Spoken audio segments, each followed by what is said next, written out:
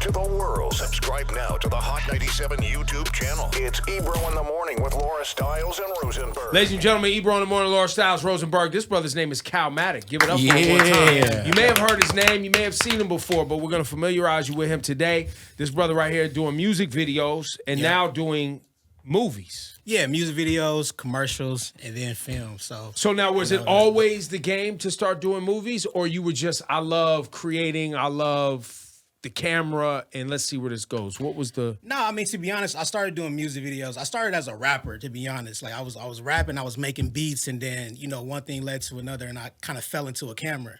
And so I was like the quote-unquote tech nerd, around all my rapper homies in L.A. So I was in the studio with Tyler, the Creator, with Dom Kennedy and all these dudes, but I was a tech nerd, so when they needed a MySpace page, I was the one, designing it. When they needed, an album cover, I was the dude, that hooked up Photoshop. And so I bought a camera, and now I'm doing photo shoots and doing flyers for parties and all that kind of shit. And then it's like a long story, but one day somebody broke in my crib, stole my camera. My mom, she had renter's insurance, and she was like, yo, like, what kind of camera did you have?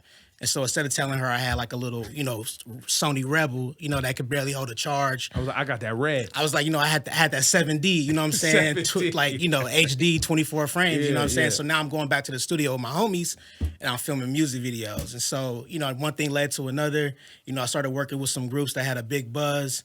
You want to give us some names? Overdose. Overdose is a group from LA that I worked with.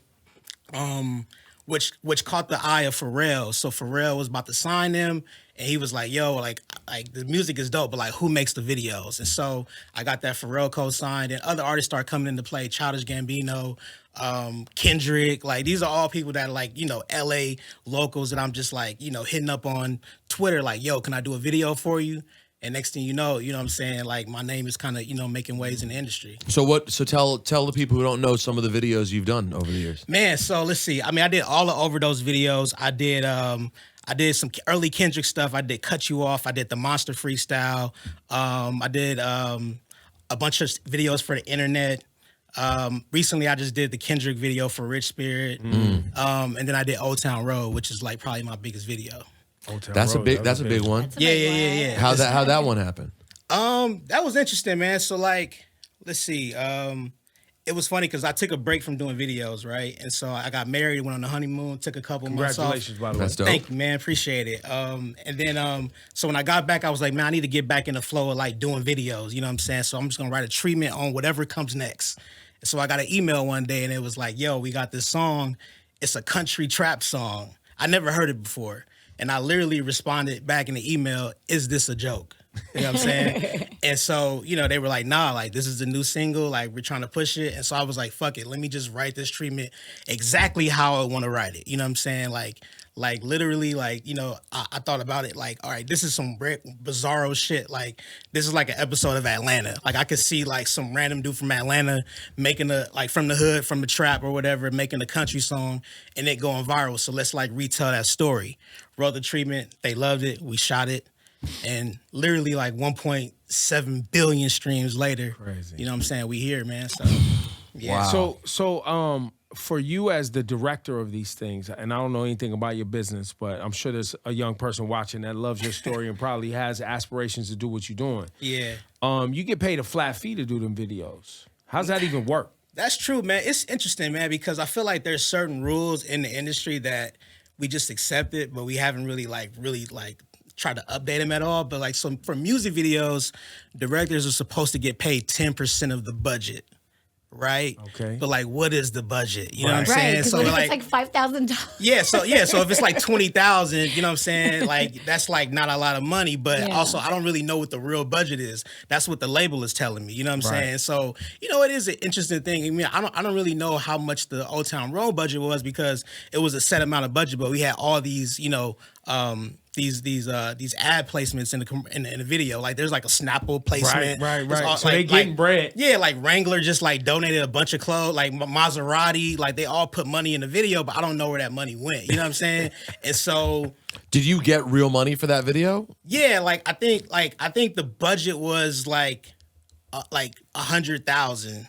and I got like $10,000. But which at the time pretty cool. But you Yeah, know it's they got the amazing. product placement ran the numbers up a little bit higher. so I think it ended up being like $1 million. Now, Like literally. there's always some sort of, for lack of a better term, I'll call racket or scam when it comes to labels and music videos. Because I've never worked on one before, but back in the day, I remember the Hype Williams videos where they would be like, yo, it's $1 million video.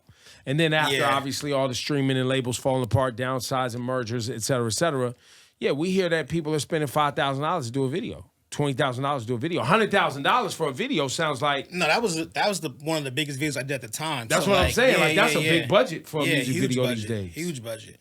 Yeah, So man. now, what about the movies? What you're doing now? How does that work? Well, no, and let's not skip the commercials. The commercial bag must be big. So, and how did the You talking commercial? about the bags? That's crazy. I'm like, I Well, don't no, wanna because talk- there's a profession. it's definitely a difference. My advice to any filmmaker is like, don't forget about commercials. Like that is definitely like where it's at. You know what I'm saying? For sure. How did you take the step into commercials? So I signed with, you guys know Paul Hunter, music video director? Yeah, yeah. name. So he has a production company called Pretty Bird. And basically, as I was coming up in the music video world, he signed me to the production company. And so they do music videos and commercials. And so I remember when I signed, I was like, man, I'm not about to do no commercials. Like, I'm just starting with music videos. Next thing you know, that same year, I did 2 Super Bowl commercials. You know what I'm saying? Yeah. So I did a commercial for TurboTax and for Google. And yeah, it changed my life. You know what I'm saying? Like like I said, commercials is where it's at, man. And do you get a residual? That's a different split, right? That's a different. No, you don't get residuals from directing, but it's but what it is you have a daily fee as a director, right? And that fee, you can negotiate that fee. So there's some directors that get paid $10,000 a day. There's some directors that get paid $50,000 a day. But depending on what commercial you're doing, if you're doing one of these Target holiday ads, that should be like 8 days. You know what I'm saying? Like you could really, change your life. You know what I'm saying? And so that's why I always keep commercials on my side. Like this is like, I think commercials is like my career, and music videos and film is kind of like my quote unquote side hustle. But by the way, and as well you should, especially when you look around these days, man, it has changed. Literally the highest A-list actors now voice commercial spots. Oh yeah, like man. Tom Hanks will voice a commercial. Everyone does. I was watching a commercial like maybe a year ago, and I was like, "Is that Lena Waithe?" Like just Lena does a lot. And I was like, "Yeah, that's for sure, Lena." You know what I'm saying? So yeah, no, 100%. So like it doesn't even. It feels like now, and I think hip hop is sort of part of this too, right? Like it used to be considered sell out to do certain things. Yeah, that's not really a thing anymore. No, not like, at all. Now it's about the content you make. Everyone understands that you're doing commercials. Well, unless you're doing a Make America Great Again ad. You know what I'm saying? That's what I was gonna say. So it's about what you're doing specifically. But you're doing a TurboTax ad. Yeah, and it was dope too. I mean, we did like, I don't know if you remember the TurboTax commercial from like 3 years ago where everyone was doing like that New Orleans bounce dance. Okay. Like I did that commercial. So even though they're commercials, I'm still putting hip hop in it. Right. You know, I just did the commercial. You might have seen it. It's like LeBron talking to his younger self. Yeah. Like I shot that, and like obviously it's like nostalgic. It's a commercial about cryptocurrency, but like we really like made that room feel like 2003. Right. We had the the CD awesome. book.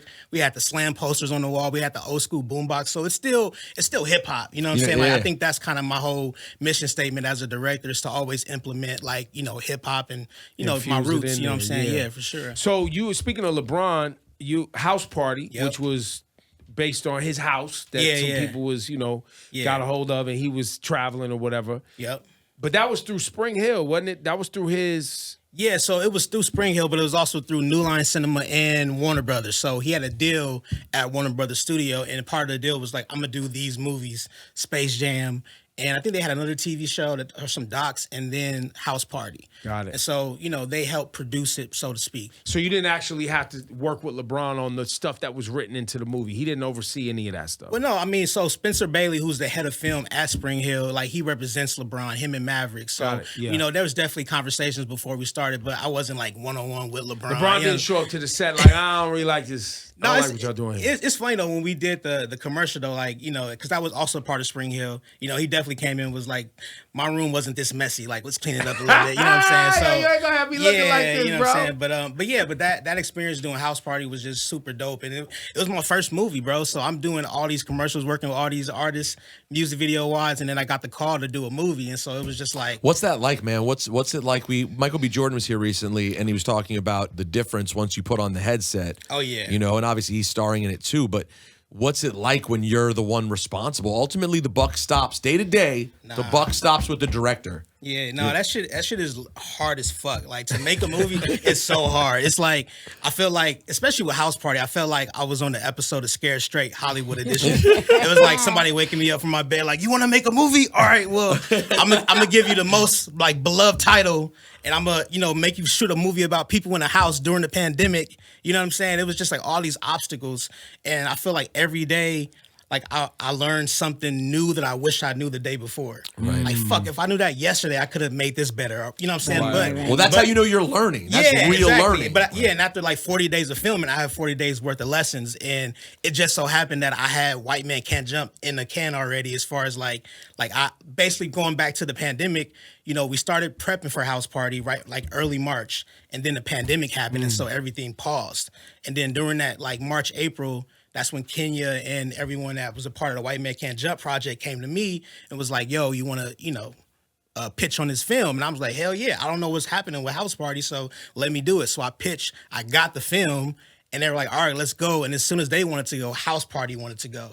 And so I had to prioritize House Party, shoot that, and then, right after House Party, White Man Can't Jump. So it's almost like, even though this is my second movie technically, it feels like 1.5. You know what I'm saying? Because it was all at the same time. Right. Yeah, what's that Jay-Z album? Yeah, the 2 point. The Blueprint? But it was like 2.1 or something. It was 2.1. Yeah, no, he did like a deluxe Blueprint version. 2. Blueprint 2.0. And then, the first one was called Blueprint 2. That's right. Yeah. And then he put out the second version of it. It was like 2.1. Was it 2.5 or 2.1? I don't know, but it was like that. I think it was just 2.0. By the way, doesn't this sum up the problem with the album? Oh my God. No, it was when you 2.1. say 2.1. Yeah. Hey, but there was a banger on there, though. Don't There play was. around. No, there was. Anyway, when you The say Watchers pitch, on there. The Watchers. Hey! That's on the on there. original. That's on Blueprint 2. No, but on the... They didn't It's add now that for episode 1 2.1. hit, by the way. Yeah, now it's become one up. Well, especially if I'm clowning Blueprint 2, that's when you know you're in full The one up. Excuse Me, Miss Remix? Yeah, that's Fire. on 2.1. Yes, That's that on was that. 2.1. Yeah. So yeah, this is my 1.1. White Man Can't Jump is my 1.1. Right. Movie. Yeah. What were you saying, Laura? when you say pitch, Yeah. like when you pitch for it, how do you tell me what that's like? Like, you just have your vision. Do you also say like, I envision these cast members too? This is who I have in mind. Like, how does that work? Yeah, so Kenya and Doug Hall, the writers, they already had the script, right? They send me the script, and it is what it is, and I have to like look at that script and find a way to like make it mine and translate certain things. So it's like, instead of like this character being a stripper, let's make her a dance instructor. You know what I'm saying? Or like, let's like, if I'm a director, I want to do this scene like this. I want to do it like this. And I kind of just gave them my whole pitch. And like, for me, like, this pitch was like, this movie is a LA movie. Like, the original film, White Man Can't Jump, like, even though it was kind of generic, like that, if you from LA, where those locations were. So I wanted to kind of lean into that and like really tell the story of like what it means to like live in LA, be someone who's considered like a top athlete who has all the potential in the world, and when that shit doesn't pan out, you still have to walk around LA and like live a normal life. And so, growing up in LA, I seen that a lot. Like, I went to I know people that went to like junior high with like James Harden and Russell Westbrook, and even down to the way they play, like you can associate that with like what junior high they went to. Like the way like, James Harden does these like weird step backs that look like they might be travel. Like, he went to Audubon. Like, those are the tricky kids at Audubon Junior High. Or the way, Westbrook is just like out of control and just running. Like, he went to Henry Clay. Like, all the kids at Henry Clay is out of control. You know what I'm saying? And so it's just like those little like small nuances. So like, that's in here. That's in the new one. Yeah, it's just the way these characters are and who they and how they play. Is dictated based on where they're from and their backstory. And so, that's kind of what my pitch was about. It was like making sure it's a real LA story, but also like, we kind of dug deeper and found a way to like, discover like what made them tick and why they got in these situations to begin with. Now, working with Jack Harlow, what was that experience? We've met him several times. Yeah. I like him. He's a good dude. Was he hard to work with? You could be honest with us. Nah, He was a knucklehead. Let's keep it real. Nah, it was funny because, like, to be honest, like, we were trying to find our white man, you know what I'm saying? And like, we could, like, it was just no one out there. Like, I mean, there was a bunch of great Woody actors. Harrelson was such a home run at the time, right? Such a home run. Yeah, like, it was so many actors that were great, but they couldn't hoop. Or some people that could hoop, but they couldn't act. And then I think one of Kenya's interns just like one day just said like, what about Jack Harlow? And it was like one of those moments where everybody was like, oh shit, like this actually might work. And so, you know, we hit him up. He came in an audition. He killed it. Like he was throwing shit, throwing paper, standing on top of tables, like that kind of thing in the room. He sold it. And did a great job. And it's funny because like the hoops was kind of iffy, right? And it's funny because I don't know if you guys remember the All-Star game he was in a couple years ago. He played well, but it's not pretty. Exactly. And so he doesn't look like a baller when he plays. So that was the day after the audition. Wow. So it was kind of like his audition, his basketball audition. And like you said, it wasn't pretty, but it was efficient, I guess. Well, he scored. He scored a lot of points. If you look at his jumper, he has an awkward jumper. Yeah, it's like, but he was like MVP. He was like MVP. Exactly. So he could hoop.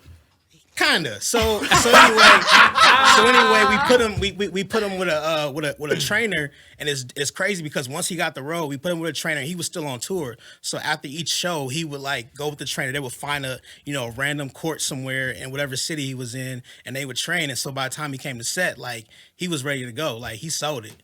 That's sure. Dope. And go ahead. Well, because I was gonna say when he was up here, I feel like one of the combos we had with him was about hooping, because Tyler Hero and him are close, right? And him and other people that went to Kentucky was close. Yeah, Tyler's in the movie too. Oh, he is. Yeah, yep. He can hoop. Yeah. Facts. Who else was considered? Who were some of the early names thrown around to be the white boy? To be honest, man, the funny thing about me, man, is like, listen, I'm a film dude, but I don't know no white actors' names. So like, I love it. So like, on our show. I love it. So like, it's almost like white as shit. It's like I don't even know, like, you know what I'm saying? The names don't stick with you. The names right? don't stick like, to me. If I see your face, I'll be like, oh yeah. So like there was people like it was some top names. Like I think like Andrew Garfield was like considered. Like, okay. But I was Who's like. that? See, exactly. That's what I'm saying. I don't remember either. Yeah, okay. I don't know I think he was like Spider-Man or some shit like that. Oh, I think. No, you know he what I'm wasn't. But that's like Tobey Maguire or somebody. No, there have been. You know how many Spider-Mans there have been since Tobey Maguire, bro? How many? 100. It's an it's entire like two. new. It's only like one other. No, bro. Yo, after Toby's the guy that was dating the goes girl beyond from Euphoria. This goes beyond No, white. the This girl- is oldish. There's a whole new Spidey verse. No, There's I like know. a I million- watched them, but the guy that's dating, Zendaya. What's his name? I don't know. They were in Spider-Man together, and then they started dating. I understand, but there have been mad Spider-Man. And I don't think his last name was Toby's Garfield. 20 years ago, bro. Okay, but Macho Man was in that. We're going way back. Did you couldn't call him? Couldn't get Macho Rest Man. in peace, Wait, Macho so Man. what about did Lil Dicky's name get thrown in the mix? He can hoop. Yeah, I mean, he was definitely somebody like I thought about early on, but to be honest, I think he might have been busy or something like that, but it wasn't like, I think the character, like, I love Dickie, but he's a dope rapper. He's the character doesn't seem to fit. But it's not his character, you know what I'm saying? It's not like a goofball, like, you know what I'm saying, type of character. But the thing about Jack, dog, is like, he came in so prepared. It was kind of scary, you know what I'm saying? Because he came, kissing babies, shaking hands, and like, we said action, like he killed it. You know what I mean? Well, he's a focused dude. He's not high. Focused. He's not drunk. He's on point. Like he's crying in the movie. Like he's doing like all the things that actors are supposed to do. And I joke around with him like bro, like he's gonna be like the next Marky Mark. Like I know as a real rapper, he don't want to hear that. But as an actor, you do. But as an actor, you know what I'm saying? I think like 10 years from now, like kids are gonna be like, yo, Jack Harlow, the actor, not the rapper. You know what I'm saying? He's that Tom Holland. Tom Holland. He's Spider-Man. But was Andrew Garfield ever? I don't see Andrew Garfield. Yes, he was. Okay, yeah. Because there are mad Spider-Mans. When was Andrew Garfield Spider-Man? God only knows. There's so many of these hero movies. Not Tyler Hero movies. Jack, I could see that with Jack. I could see him being a great actor. Do you guys give us the obligatory white man? Because one of the most important parts of White Men Can't Jump, we all know, is the Rosie Perez nudity. Do we get anything like that? Shawnee, you're nodding your head. Big memory of that movie. Anything like that in this film? No, it's some spiciness, but we're Disney. It's a Disney company now. You know what I'm saying? So it's not. It's definitely some raw shit. It's definitely rated R, but no nipples. Is it me, or does it feel like that's way less common now? Yeah, when it was R, you automatically was getting some boobage, right? No, but because it almost felt exploitive a little bit in hindsight. Like I feel like she was naked, but did she have to be naked? Well, that's the thing. In so many movies, that's the case. And what you said first was fact. It was. Right. Yeah. Secondly, we loved it. That's the thing. Like, and it was entertaining. Both. Yes. It is both. Yes. Well, and it is interesting too, because as a society now, like pornography has completely invaded society, where sex is absolutely everywhere. And maybe as a result of that, people don't need to try to get their rocks off by seeing an R-rated film. And now actors don't have to have awkward I think nude to his scenes. point, if you hadn't seen White Men Can't Jump, the original, and you found out that you could see Rosie Perez nudity in there, you was going to see the movie. Facto. And you wasn't there at the time. Wasn't no bootleg really like that. It was tough to get a good bootleg. So you was like, oh, I'm gonna go pay my $7, right? Because it was only $7. Go check this joint out. By the way, $7 at night. You go to the day, it might have been $4.25. Four for the matinee. Yep. But now, if that actually happens, it's already leaked on Twitter anyway. Somebody had already put it out there, so it's you don't even get to you don't get to exploit things the way you used to. No, you kids will never know good exploitation. You'll never know because it was out there back in the day. For sure. What's coming next for young Calmatic? Man, just more commercials, man, and music videos. For now, I'm thinking, I've done 2 remakes, so like, you got to make the next one not a remake, right? Yeah, you can't become the remake man. I'm not gonna be the remake man, but at the same time, if you bring the right remake, I consider myself like a working, filmmaker. You know what I mean? Like I gotta get my bread. You know what I'm saying? And it's a funny comparison. I tell people it's like, imagine if like you like sneakers, right? Like imagine if Jordan came to you and was like, "Yo, Ebro, I'll let you design your own Jordan 1." You know what I'm saying? Like, do you want to do it? Yes. Like, of course you're gonna do it. And so I feel like this is my Jordan 1. I'm designing it how I want to design. Like it's an offer I can't refuse. Right. And so I feel like we did a good job. Remakes, to your analogy, remakes are happening all the time. Yeah, but also they're not happening. They're also not happening all the time either, right? Right. Like I think 2 things can be true. I think Hollywood could support more original ideas and back it up with the proper marketing. Yep. But at the same time, we could remake House Party. We can remake White Man Can't Jump. Maybe not every 5 years. Maybe every 30 years. Right. Which is like appropriate. I feel like so. Fair. Fuck it. No, that's fair. That's fair. Let's get to the important thing. You are a child of Juan Epstein, the podcast. Of course, man. That's how we first connected. Was on an IG Live on the Juan Ep account. For sure. How old are you? 35. So 35. So how did you stumble into the Juan Epstein podcast? That's a good question, man. Let me think. On the blogs? It was definitely a blog era thing. Now right or something? Got a now right post got you? I don't even know. It's like one of those things. It just already existed. You know what I'm saying? It's just like it was just in my world. Air. Like I don't even remember the beginning of that. But yeah, man, I'm a big fan, man. Shout out to Sai. Shout out to like everybody, even Juanito, we was in the elevator. I was like, man, you gotta stop Rosenberg from going in on you on the show, bro. You going on him on the show? Killing you. Well, because Juanito just says that's a bit for Ebro in the morning. I know, but you have to remember though, it's kind of blended. It's been going on for a very long. Juanito's craziness spans decades now. Yeah. So he just says things that are absolutely insane. Wow. But yeah, when you reached out, man, like so Calmatic is I'm on an IG Live, and Calmatic's like. In the thing, and I see a verified check. This is when verified checks still mattered. Yeah, you remember the old days when you could see a verified check? You'd be like, oh, this must be somebody. Let me see what he's saying. Yeah, and he's like, yo, man, I sent you a DM. Check it out. Mm-hmm. So I go check the DM from young Calmatic, and he goes, yo, I'm a director. I do commercials. I put an Easter egg for Juan Ep in one of my commercials. And he sent me a link, and I watched it. And now, listen, you got a super friggity pause, the friggity freeze frame. I mean, different level and zoom. Freeze frame. But what commercial was it? It was a Geico commercial. Geico. I shouldn't have said that. When the truck, it's a commercial. It's all good. It's a bleep commercial. When the truck turns and there's a street sign up there. The name of the street is Years Ago, which is a thing Sypha and I say on the podcast. So it was just a little mini Easter egg. And then I'm like, wow, that's so cool. We're so flattered. He's like, yeah, I got some things going on too. I was like, oh, what's going on? He's like, well, I'm directing House Party and White Men Can't Jump.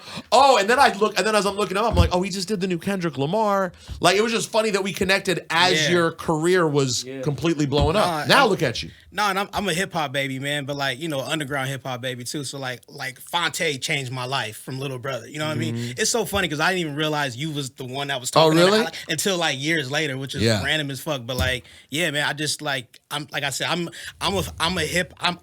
making film right now, but like I consider myself like a hip hop head that just so happens to be making film. You know what I'm saying? So everything I do, everything I touch, it has that energy and spirit in it. So I feel like we should work on getting there should be a Fonte movie. that he stars in and could be on about a version of his life. Because the amount of people that he's influenced while never becoming a quote mainstream star. And don't get me wrong, he's doing great now. He's he's doing a lot of different things.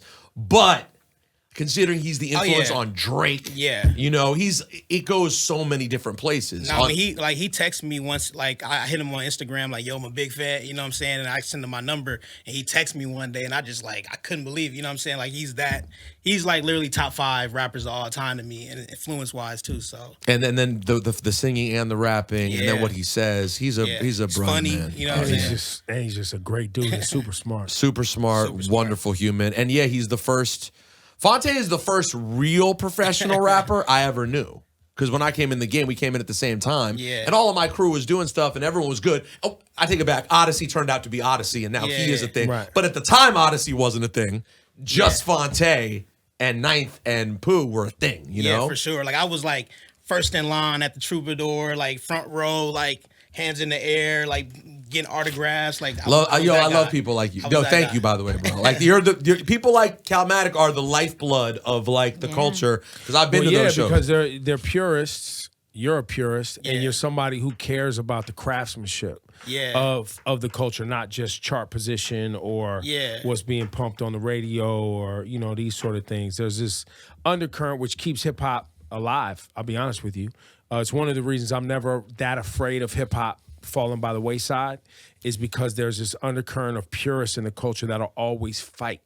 Like even in the film, like I put Oakland blackouts in this movie. You know what I'm saying? Like hieroglyphic. You know what I'm saying? Like it's that kind of shit. It's an instrumental, but like if you know, you know. You know what I'm saying? So it's like little stuff like that I try to always sneak in here. It's appreciated, bro. Yeah. Very appreciated, man. Calmatic, his new movie on Hulu. Friday. White Men Can't Jump, brother. Nice meeting you. Appreciate you, man. Thank you.